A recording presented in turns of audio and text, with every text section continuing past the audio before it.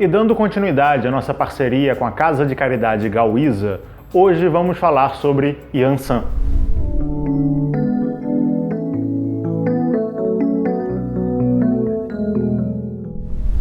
E bom, Yansan é o orixá, é o aspecto divino relacionado à energia feminina e também às tempestades, aos raios, aos ventos, a essa imponência, a esse movimento que esse aspecto da natureza traz.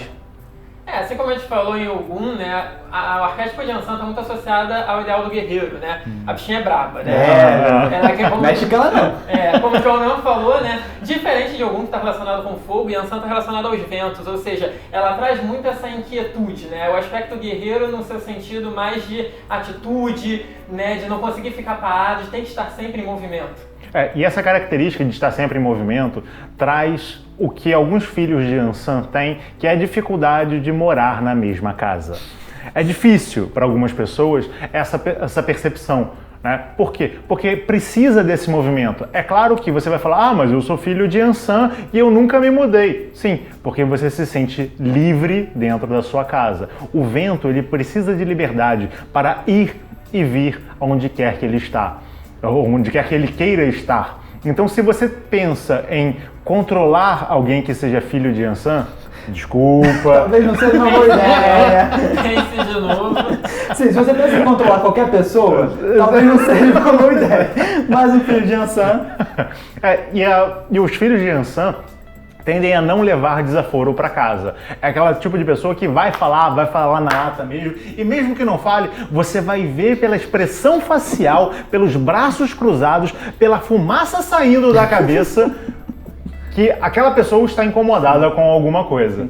E essa imponência, ela anda lado a lado com um certo carisma também, né? Então, às vezes, claro que os filhos de Yansan, e todos nós, temos que tomar cuidado com a forma como as coisas são ditas, embora eles não tenham muitas papas na língua, assim como os filhos de Ogum, mas muitas vezes esse tipo de atitude também é aceita porque há uma certa facilidade em se comunicar, muito relacionado também aos ventos e a esse carisma que eu tinha comentado. E como a gente sempre fala, né, todos nós temos todos os orixás. Então, se você é filho de Yansan, ou mesmo não sendo filho de Yansan, você tem esse arquétipo, né, você tem essa energia manifestada dentro de você. E uma das coisas que nós todos temos que tomar cuidado com relação à energia de Yansan é com a nossa impulsividade. Porque muitas das vezes somos levados a fazer as coisas sem refletirmos muito a respeito delas. Então, simplesmente num rompante, num momento de extravasamento, de emocional, ou seja, você acaba tomando certas atitudes que você não gostaria de tomar, mas aquilo acaba sendo mais forte que você, é como aquela ventania mesmo, né? O vento é muito difícil de controlar. Sim. Então, talvez de todos os elementos eles sejam mais difícil de ter controle, né? Então, justamente esse ímpeto, né, de agir sem pensar, né, de não ter essa cautela, que nós deveríamos tomar cuidado e sabermos trabalhar melhor dentro desse aspecto de Yansan. E trazendo essa questão do ímpeto, é claro que a gente deve vigiar para não colocar, como o Patrick falou, os pés pelas mãos. Porém, existem determinadas situações que esse espírito de Yansan se faz presente na gente e ele é necessário quando às vezes você está muito parado. Às vezes você está muito passivo na sua vida. Então é interessante você entrar em contato com essa energia de Yansan para que ela te tire do lugar, para que você saia de uma passividade que impede que você se desenvolva e você busque coisas novas, né? Mas como o Patrick falou, é interessante você ponderar, você refletir sobre aquilo, mas também não vai refletir pro resto da vida. Pegou a ideia do vento racional, nunca mais sai do lugar, né? Só um parênteses, Paulo, do que você estava falando. Eu acho que é uma coisa muito interessante da gente refletir, principalmente na nossa sociedade atualmente. Porque atualmente, né, eu acho que a energia de Yansan ela é uma energia que está muito mal aspectada nas pessoas.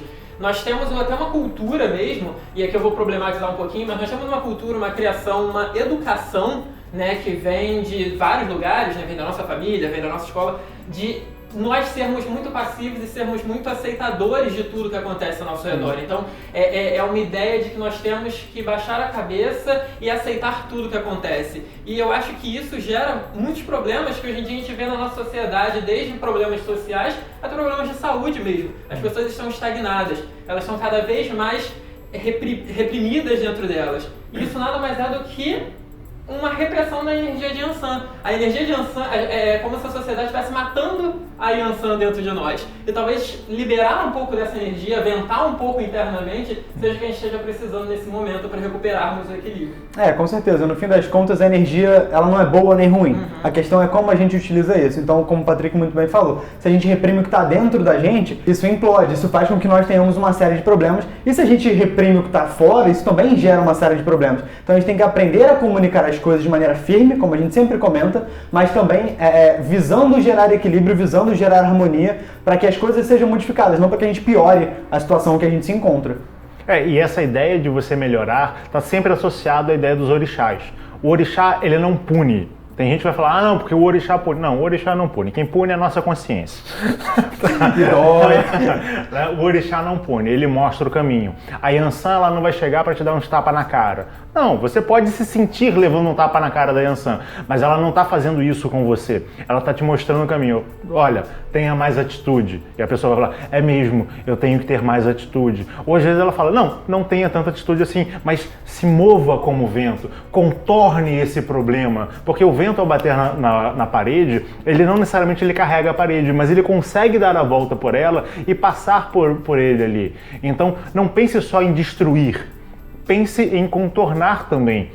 Através dessa destruição ou desse contorno, você vai conseguir alcançar aquilo que você almeja, desde que seja numa oitava alta, obviamente, você esteja elevado, porque aí você vai estar aprendendo de fato com o orixá, você vai estar aprendendo com o Yansan. Yansan, ela tem muito a nos ensinar, assim como todos os orixás, né? A gente ainda vai passar por vários outros orixás aqui dentro dessa série, que são bem interessantes, e ver também como a gente pode aplicar isso na nossa vida e como essa cultura tão incrível da Umbanda, do Candomblé e de similares como elas utilizam essas energias para ensinar aos seus membros e aqueles que estão ali visitando, aqueles que estão ali buscando conhecer um pouco. Essa série é muito interessante por conta disso. Para a gente está sendo ótimo fazer, porque é uma linguagem que a gente vai aprendendo a utilizar também.